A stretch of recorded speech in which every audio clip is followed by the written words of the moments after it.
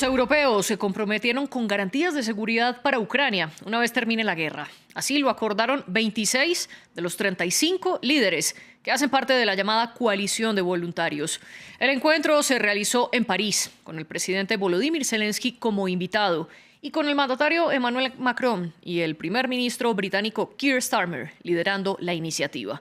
Uno de los compromisos es enviar tropas a territorio ucraniano para evitar que Rusia vuelva a invadir el país, pero Moscú se opone. Y en el medio está la duda de qué tanto respaldo habrá por parte de Estados Unidos.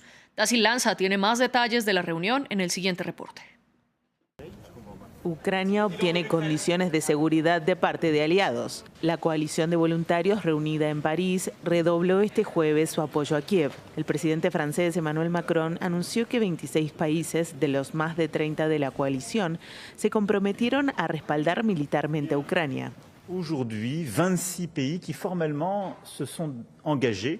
26 países se comprometieron formalmente y varios que aún deben aclarar su posición a desplegar tropas en Ucrania como fuerza de disuasión o a estar presentes sobre tierra, mar y aire para aportar seguridad al terreno ucraniano y a Ucrania al día siguiente de un alto el fuego o la paz. Estas fuerzas militares no tienen como objetivo hacer la guerra a Rusia, sino que su objetivo es asegurar la paz. A su lado, en conferencia de prensa, Volodymyr Zelensky, quien dijo que un ejército ucraniano fuerte es la garantía de seguridad y la paz, aseguró que sus aliados se comprometieron a ejercer presión económica sobre el Kremlin. La presión sobre Putin funciona.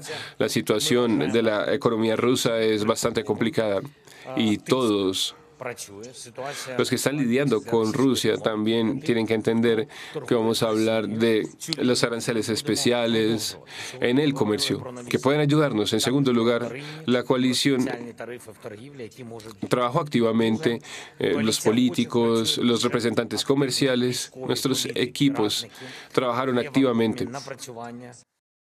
En esa línea, el titular del Consejo Europeo dijo después de la reunión que los aliados seguirán trabajando para presionar a Rusia mediante nuevas sanciones. Rusia debe detener la matanza de inmediato. Más temprano, Rusia aseguró que no tiene planes de discutir ningún posible despliegue militar extranjero en Ucrania en ningún formato. Una intervención que es fundamentalmente inaceptable y socava cualquier tipo de seguridad. Creo que es necesario llamar su atención sobre ello, para que la próxima vez que quieran discutir este tema ya tengan la posición de Rusia como referencia. En tanto, el secretario general de la OTAN, Mark Rutte, dijo este jueves que Rusia no debería tener voz ni voto sobre el despliegue de tropas internacionales en Ucrania. ¿Podrán cumplir los aliados de Ucrania su promesa de garantías de seguridad o dependen de Estados Unidos para tener un papel activo? Es lo que discutimos en el debate de hoy. Y para ello nos acompaña Olga Tarnowska, bloguera y comentarista de guerra en Ucrania. Además, fue docente universitaria hasta 2024 y actualmente es consultora para medios de comunicación. Ella nos acompaña desde Vishgorod, en Ucrania. Y en Buenos Aires, Argentina, está Cristian Lamesa, analista geopolítico y escritor, autor del libro La paternidad del mal, los cómplices de Hitler. Bienvenidos ustedes dos, y antes de comenzar les recuerdo a nuestra audiencia y los invito a que nos sigan en redes sociales, donde estamos como @France24-ES, y yo, María Clara, estoy como @MariaClaguirre. También pueden escucharnos a través de Apple Podcasts, Spotify, Deezer y TuneIn. Olga, comienzo con usted. ¿Cuál es su opinión sobre esta reunión más reciente de la coalición de los voluntarios? ¿Podrá servir para algo? Bueno, esto es lo que esperamos aquí en Ucrania, porque ya duran mucho tiempo todas esas negociaciones y frente al devaneo de Trump y su indecisión estamos viendo que Europa se fortalece un poco más y se hace bastante más resolutiva en el tema de la seguridad europea, porque Ucrania es parte de Europa y desde luego una guerra de esa envergadura en medio de tantos países europeos es un peligro para todos. Así que los países, aunque sean muy distintos en su ideología, en su cultura, pero están unidos por la conciencia del peligro ruso. Y esto es algo muy importante que Ucrania está viendo. Y más adelante vamos a ver precisamente qué tan unidos están esos países y esos líderes que están conglomerados en la coalición de voluntarios. Pero antes, Cristian, quiero preguntarle cuál es su opinión sobre este más reciente encuentro. Bueno, yo sinceramente no creo que vaya a dar un resultado porque estos líderes, entre comillas, europeos, lo que están haciendo ni más ni menos que tratar de ver cómo llevan adelante una situación que desde que Donald Trump llegó a la Casa Blanca realmente se les complicó bastante. ¿Por qué? Porque evidentemente el carácter globalista y guerrerista que tienen la mayoría de estos líderes europeos, encabezados por Macron, Merz, Starmer principalmente, con Biden tenían una persona que lo secundaba. Y yo realmente no considero que tenga indecisión Donald Trump, sino más bien todo lo contrario. Yo creo que Donald Trump está viendo cómo usa esta situación en función de los intereses de los Estados Unidos, que sin duda, para lo que es el proyecto político, el MAGA que tiene en la cabeza el republicano, está mucho más en consonancia con tener un acuerdo y una sociedad beneficiosa con Rusia, esto lo vimos en Alaska claramente, que en seguir enterrándose al lado de esta Europa cada vez más decadente. Y con esto cierro, María Clara, el ejemplo más claro de esto es la posición del negociador e íntimo amigo de Donald Trump, Steve Witkoff, que estaba en esta reunión justamente y que tiene una posición muy clara respecto a la solución de este conflicto. Y antes de profundizar en el papel de Estados Unidos que usted menciona, Cristian, quiero preguntarle a Olga precisamente sobre lo que usted conversaba de esa unión de los países, porque hasta ahora lo que hay sobre la mesa es una propuesta de garantías de seguridad que va en 3 fases diferentes y en 3 niveles, por decirlo de alguna manera.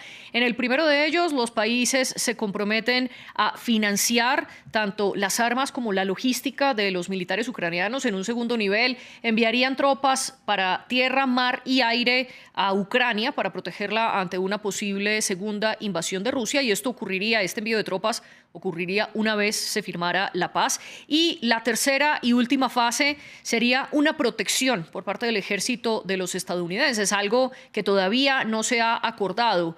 Volvamos sobre esos 2 primeros puntos, porque no todos los países europeos que hacen parte de la coalición de voluntarios están de acuerdo con esto. Alemania, Italia y Polonia han presentado algunas reticencias, aunque ahora recientemente sí respaldan la idea de enviar tropas, o al menos, como es el caso de la primera ministra italiana Giorgia Meloni. Ella habla de entrenar a militares ucranianos fuera de Ucrania. Sin embargo, ella dice que no quiere enviar militares italianos. ¿Cuáles son esas diferencias dentro de los europeos y qué tanto puede afectar esto a Ucrania, Olga? Bueno, por supuesto, Europa son países diferentes con intereses diferentes, y los líderes europeos para algunos son, entre comillas, para otros son líderes porque están declarando una posición muy firme, porque, por ejemplo, Merz siempre ha sido muy claro, y Alemania es el país que más ayuda a Ucrania, tanto a nivel económico como a nivel político últimamente. Entonces, por supuesto, el envío de tropas es una decisión impopular, digamos, para lo que es la política interior de cada uno de estos países. Entonces, no me extraña que hay tantos países que tienen ciertas reticencias a la hora de enviar esas tropas, incluso a la hora de hablar del envío de tropas, porque no se sabe exactamente a qué se van a dedicar esas tropas: a retención de Rusia, a la defensa de Ucrania, a la supervisión o monitoreo de la línea del frente, o mera presencia simbólica, digamos, de esas tropas.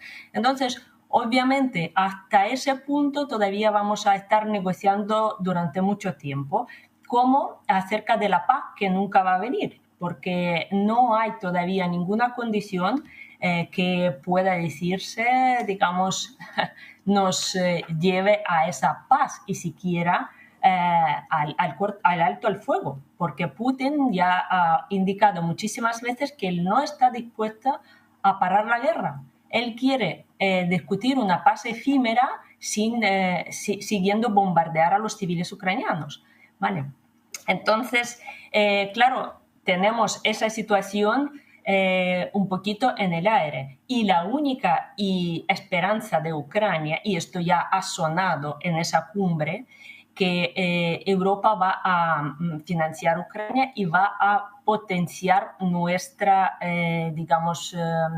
fuerza militar, con armas, financiando producciones conjuntas, también potenciando su propia industria militar e intentando involucrar a los Estados Unidos en este proceso, que todavía Trump no está muy por la labor. Pero todo es un proceso. Usted mencionaba que todavía no hay nada concreto sobre la paz y ahora ya se está negociando qué puede ocurrir el día después de esa paz. Cristian, ¿es todavía demasiado pronto hablar de ese día después sin que todavía haya un proceso de paz en firme? A mí me parece que esta situación se podría haber evitado hace muchísimo tiempo. Esta situación no la estaríamos viviendo si no hubiesen abortado el ex premier británico Boris Johnson ese borrador que se había hecho en abril, si no me equivoco, de 2022 en Estambul, donde prácticamente lo que se lograba en ese borrador era establecer que se respetasen los acuerdos de Minsk y Ucrania conservaba la soberanía sobre las 4 nuevas regiones de Rusia, hubiesen seguido siendo ucranianas, pero con un estatuto autonómico no mucho más distinto, muy diferente que lo que es el de España, que no es ninguna locura, sino que se respete la lengua materna de las minorías étnicas en el país. Y esto fue abortado, fue destruido todas estas muertes se hubiesen evitado. Y yo lo que veo es que un acuerdo de paz está lejos porque evidentemente cuando hay que recordar incluso, María Clara, el ofrecimiento de garantías de seguridad vinculantes jurídicamente para Europa, para la OTAN, para Rusia y para Estados Unidos, que propuso en diciembre de 2021 el Ministerio de Relaciones Exteriores de Rusia. Y esto también fue despreciado y desestimado por el gobierno globalista y guerrerista de Joe Biden.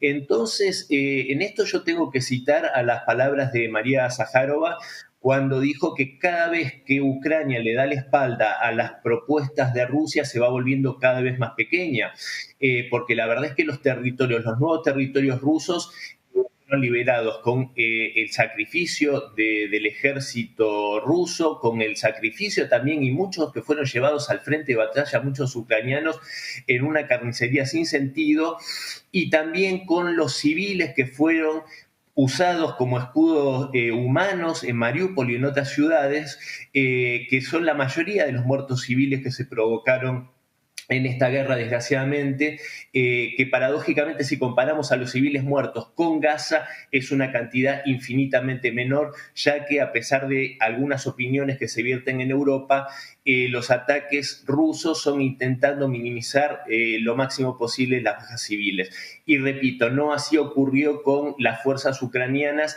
usando como escudos humanos a civiles en Mariupol o en Valnavaja o en tantas otras ciudades. Usted cita a la portavoz del Ministerio de Relaciones Exteriores de Rusia diciendo que Ucrania le ha dado la espalda a las propuestas rusas. Al respecto, Olga, quiero preguntarle sobre uno de los puntos que es más crítico para el Kremlin, y es precisamente esa presencia de militares extranjeros, algunos de ellos de países que hacen parte de la OTAN, en suelo ucraniano. Moscú se ha opuesto a ello, entendiéndolo como una aproximación cada vez más cerca de sus fronteras de la OTAN. ¿Con esto Ucrania le está dando la espalda a las propuestas planteadas por Rusia?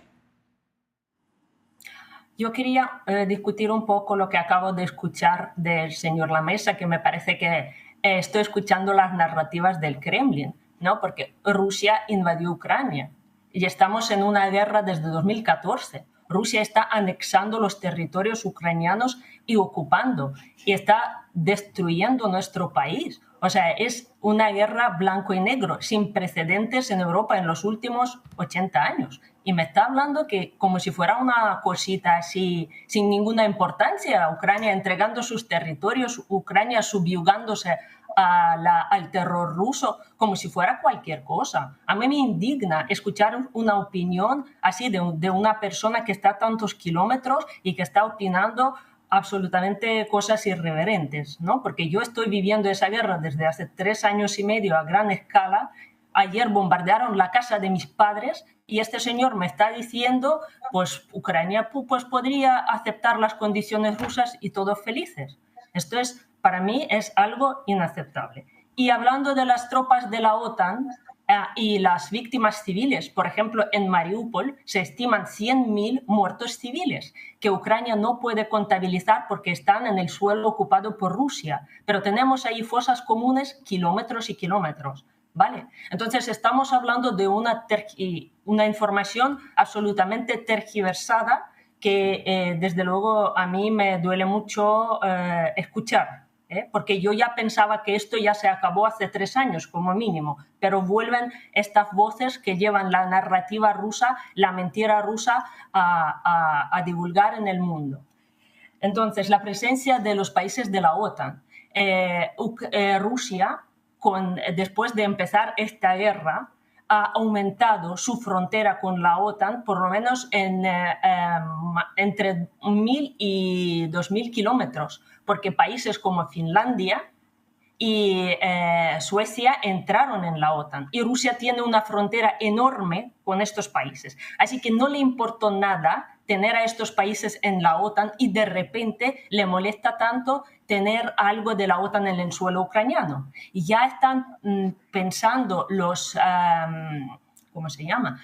Los turcos, que son parte de la OTAN, dejar sus bases en Azerbaiyán. Entonces, Rusia tampoco ha dicho ni mu. Entonces, Rusia es un país que es un agresor, es terrorista, está llevando una guerra absolutamente injusta, improvocada, con pretextos falsos, con una historia tergiversada, y ahora me va a opinar sobre las presencias de tropas de otros países en el territorio de un país soberano, que todavía Ucrania, gracias a su lucha abnegada durante los 12 años casi de esa guerra, es y va a seguir siendo. Cristian, ¿qué responde usted? Boris Johnson, sí. Y no es el Boris Johnson que ha venido aquí a mezclar las cartas de los acuerdos de Estambul. Es el pueblo ucraniano que luchó y que sigue su lucha, y es el que decide sobre su propio destino. No señor que está en Kremlin y ni otros países que están ahí intentando imponer su voluntad. Cristian, ¿qué responde usted ante los puntos que le plantea Olga? Respondo algo muy sencillo.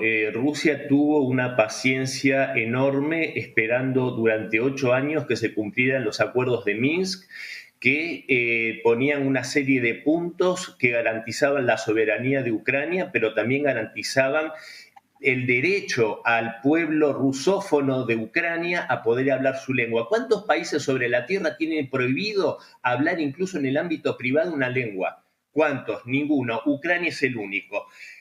Un golpe de Estado en el Maidán en 2014 generó toda esta situación. Y si hacemos memoria, en 2004-2005 se hizo un fraude electoral que le quitó la victoria a Viktor Yanukovych.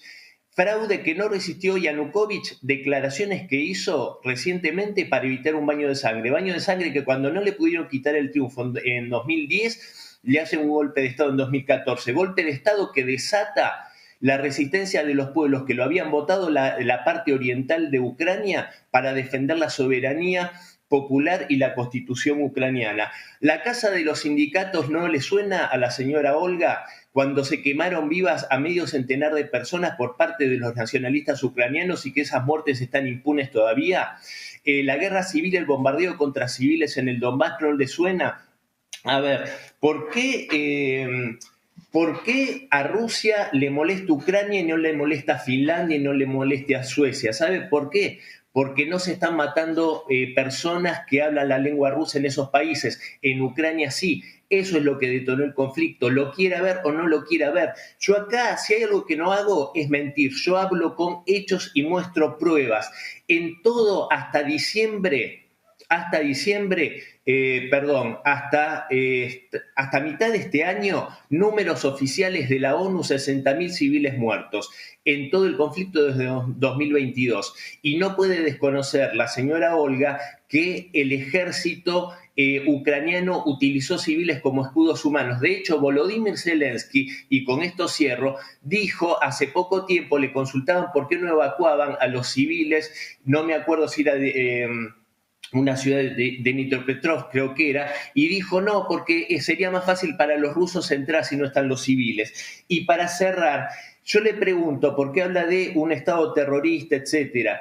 Yo considero, no sé si tienen en mente el nombre de Denis Kiriev. Denis Kiriev era un negociador ucraniano que estuvo en la primera y la segunda ronda de conversaciones en Ucrania cuando ni bien empezó la guerra. A este señor, porque lo acusaron, sospechaban que era un espía ruso, lo torturaron y lo ejecutó el SBU y apareció el cuerpo tirado en las calles de Kiev.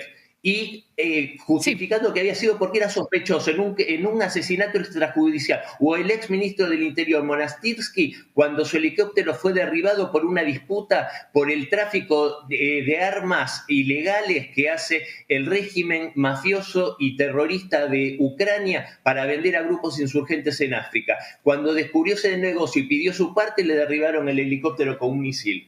Les voy a pedir a los dos que volvamos un poco a la conversación que hoy nos compete, que está relacionada con esos puntos pactados por la coalición de voluntarios para darle garantías de seguridad a Ucrania. Olga, sin embargo, le doy la palabra a usted también para que le replique a Cristian un poco lo que él le ha planteado, pero también que responda qué tanto necesitan los europeos realmente a Estados Unidos para cumplir estas promesas de garantía de seguridad que le dieron a Kiev.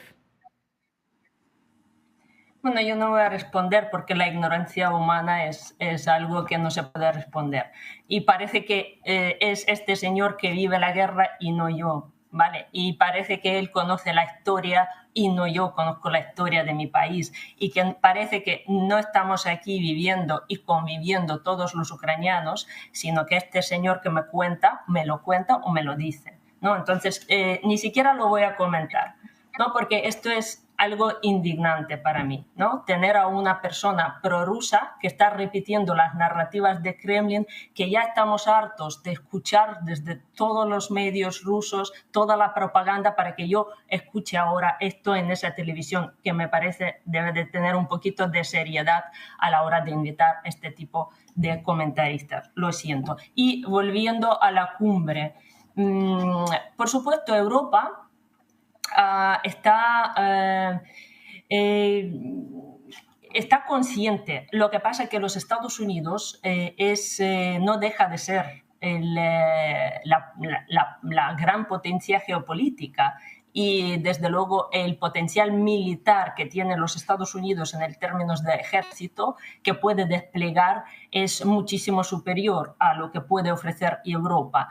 Entonces, todos los países que están hablando ahora del envío de tropas lo que esperan es que los Estados Unidos les cubran con lo que nosotros llamamos cerrar el cielo ucraniano, o sea, con las tropas, con la aviación y las tropas antiaéreas norteamericanas. En esto probablemente ningún país va a atreverse a mandar su ejército a Ucrania. Entonces sí que dependemos de los Estados Unidos y ojalá se llegue a algún acuerdo entre todos los participantes.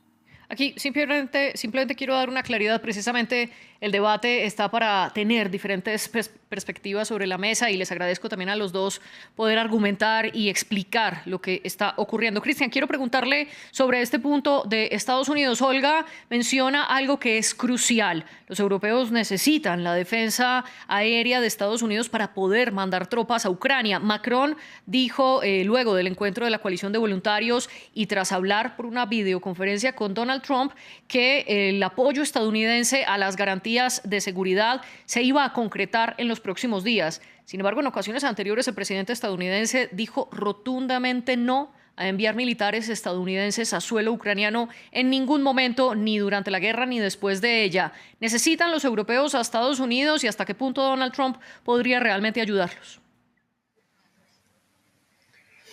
Bueno, para empezar me tomo 30 segundos para decir que realmente, y no es la primera vez que lo expreso públicamente, France 24 creo que es un ejemplo, este programa, por lo menos el debate, de pluralidad y de hacer estos debates, pero bueno, alguien tal vez piensa que no me deberían invitar, yo agradezco la invitación.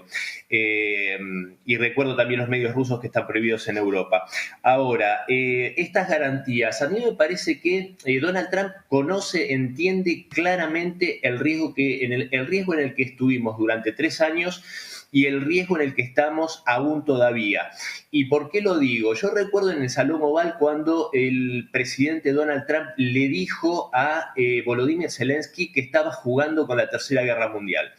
En esa jornada memorable, la cual perdieron los cabales totalmente Donald Trump en esa situación con Zelensky e incluso el vicepresidente Vance, es porque Donald Trump entiende ese riesgo. Acá estuvimos en el riesgo de una guerra nuclear. ¿Por qué? Porque acá se está jugando con una situación en la cual estos sectores, estos europeos globalistas, guerreristas, que pretenden, tienen la fantasía de infligir una derrota en el campo de batalla a Rusia, pero que no sea solo una derrota, quieren un fin, quieren crear una amenaza existencial para el Estado ruso, que no lo va a admitir. Rusia ni los rusos van a admitir, esto lo dijo públicamente el presidente Putin, que Rusia desaparezca como Estado. Esto es algo inadmisible, como lo sería para cualquier otro conjunto de ciudadanos que aman a su país y que son patriotas. Lo es para los norteamericanos, del mismo modo que sería una estupidez pretender ganarle una guerra a Estados Unidos porque son potencias nucleares. Entonces, en este sentido, yo creo que la posición de Trump es más que clara. Yo hace un rato hablé al comienzo del señor Steve Witkoff, un negociador realmente muy, muy sagaz y muy talentoso. Y este negociador, después de las reuniones que tuvo con el presidente Putin, tuvo reuniones también con la parte ucraniana, y con una visión totalmente realista de lo que es la situación en el campo de batalla. Steve Witkoff, no lo dijo Cristian Lamesa, lo dijo Steve Witkoff, dijo que la solución a esta situación era el reconocimiento de las nuevas regiones de Rusia, el levantamiento de las sanciones, la neutralidad de Ucrania y finalmente, la neutralidad, que no ingrese a la OTAN, y finalmente garantías de seguridad, que no es esto que están hablando los europeos, lo están desvirtuando. Las garantías de seguridad es resolver también las situaciones de poder garantizarle a la población, no son solo los rusófonos, también la población de etnia húngara. Hace poco asesinaron a un ciudadano húngaro ucraniano a golpes para reclutarlo, y a la minoría húngara de Transcarpatia se la persigue también. Entonces, garantizar que se resuelvan los temas de fondo que llevaron a esta situación, ya sea con un Estado, una federalización de Ucrania o lo que sea, ya los especialistas encontrarán la forma, pero si no se logra eso, no se va a resolver esto nunca. Y yo repito, esto lo dijo Steve Witkoff, que es la mano derecha de Donald Trump. Y a mí me parece que los que coquetean con una tercera guerra mundial realmente no tienen idea de lo que están hablando, porque de una guerra mundial no surge ningún ganador. Usted habla que Moscú insiste en que se levanten las sanciones. Sin embargo, el presidente Vladimir Putin no ha cumplido con lo que Donald Trump dijo que se había comprometido. Por ejemplo, tener un encuentro cara a cara entre Putin y Zelensky. Quiero preguntarle, Olga, al respecto. Precisamente ese incumplimiento por parte de Putin ha hecho que ahora los europeos presionen más a Estados Unidos para pedirle sanciones contra Rusia. Ellos mismos también amenazaron con más sanciones al Kremlin, y también en su videoconferencia con Trump les pidió que pusieran más fuerza, más cohibición, sobre todo con la compra de armas por parte de China, y también les pidió que dejaran de comprar petróleo y gas ruso. Esto un poco para seguir fortaleciendo esas sanciones contra Rusia. ¿Pueden funcionar estas medidas? Bueno, no tenemos que olvidar que Rusia es uno de los últimos imperios que existen en esa tierra. Entonces, Rusia vive a base de explotar muchos pueblos, muchas repúblicas que están, digamos, subyugadas al régimen de Moscú. Y cuando estamos hablando de cómo podría terminar esta guerra, la descomposición de Rusia muy parecido a lo que fue la descomposición de la Unión Soviética sería una opción, ¿no? Cortar todos esos tentáculos que Rusia mete a sus vecinos. Y no solo a sus vecinos, porque Rusia es un país que estuvo en Afganistán, después de la guerra de Ucrania se metió en Siria y allá donde puede meter sus manos las meterá. Entonces, lo que estamos hablando aquí es que Trump realmente quiere que Europa sea un poquito más consistente, porque aunque están imponiendo diferentes paquetes de sanciones y se está preparando el paquete número 19, en realidad Europa sigue comprando tanto petróleo como gas ruso. Y esto es algo que financia esta guerra. Así que si todos los países se hubieran preocupado en imponer esas sanciones y seguirlas de verdad, porque hay muchas cosas que flojean, porque Rusia está recibiendo un apoyo tecnológico brutal de China, que le suministra maquinaria, que le suministra drones, componentes electrónicos y un montón de cosas para seguir esta guerra. Vale, entonces nosotros lo que necesitamos es que a Rusia se le estrangule, no solamente en el campo de la batalla, donde Ucrania lucha para liberar sus tierras, sino que haya una presión económica de verdad, aparte del aislamiento que debería seguir imponiéndose a Rusia como lo ha hecho Biden, porque Trump queriendo hacer algún tipo de política alternativa, lo que consiguió es sacar al cadáver de Putin, que estaba ya metido en su búnker, al aire, y le dio cierta legitimidad que había perdido durante la presidencia de Biden y esa brutal guerra contra Ucrania. Así que vamos a ver en lo que terminan las sanciones y cómo realmente en este caso se va a presionar a Rusia a todos los niveles. Y quiero preguntarle, Cristian, si esa presión puede funcionar, sobre todo teniendo en cuenta los incumplimientos históricos de Rusia, porque recordemos, por ejemplo, el memorando de Budapest de 1994, en el que Ucrania se comprometió a abandonar las armas nucleares que tenía a cambio del respeto de su soberanía. Sin embargo, en 2014 los rusos se tomaron Crimea, que pertenecía en ese momento a Ucrania, y desde 2022 se ha tomado 4 regiones más que Ucrania alega que son suyas. ¿Son suficientes entonces las presiones económicas y qué puede parar a Rusia o hacerlo cumplir con lo que él mismo pacta?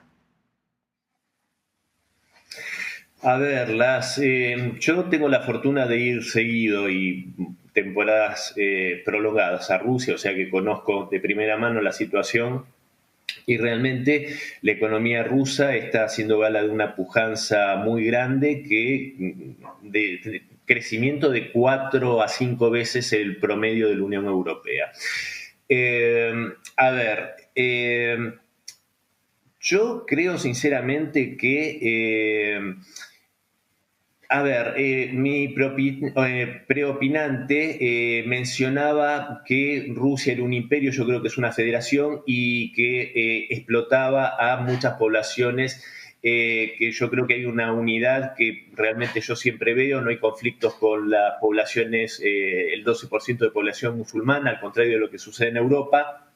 Pero esta narrativa que se hace apunta a lo que yo decía hace un rato, el plan de desmembramiento de Rusia como Estado. Eso es lo que no van a conseguir. Y con estas sanciones no lo han conseguido y es más, ha sido todo lo contrario, porque Europa está en una situación caótica, está en una situación que Merz le promete a Ucrania $9.000 millones anuales como una especie de manutención y le dice a su propia población que tienen que despedirse y olvidarse del estado de bienestar. Realmente los líderes europeos están cayendo en una especie de locura porque siguen creyendo que mientras Europa está quebrada, siguen creyendo que es el centro del mundo, que es los que pueden decirle a todos cómo deben vivir. Y hay una mayoría global que pudimos ver en Tianjin ahora, hace unos días apenas, que lo vimos ayer en el acto por los 80 años de la derrota al Japón militarista por parte de la Unión Soviética y de China, y con esto cierro. Y yo realmente no solo las sanciones, sino que este aislamiento que supuestamente estaba en un búnker Putin, el año pasado en Kazán, toda esa mayoría global estuvo con el presidente Putin en Kazán, estuvieron ahora en la cumbre de la OCS. Entonces realmente yo creo que hay una mayoría global que ve una película y hay un occidente colectivo muy chiquitito que se compra otra narrativa y que se están hundiendo en las arenas movedizas y están pasando realmente al tacho de la historia, sinceramente. Pero nos quedan 20 segundos para pedirle que responda a la pregunta que le planteé. ¿Cómo hacer que Rusia sí cumpla con los compromisos que hace históricamente?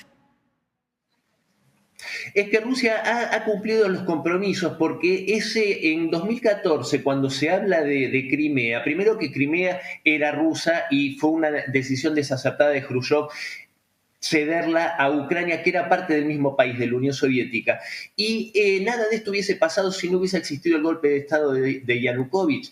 Entonces, y si no hubiese sido que la población de Crimea quería ser rusa y pidió volver a Rusia y salir del acoso que se le hacía desde Kiev. Entonces, si se van a acosar a los rusos, a los rusófonos, y se los va a perseguir, se los va a matar, Rusia va a reaccionar. Eso es parte de la doctrina del país.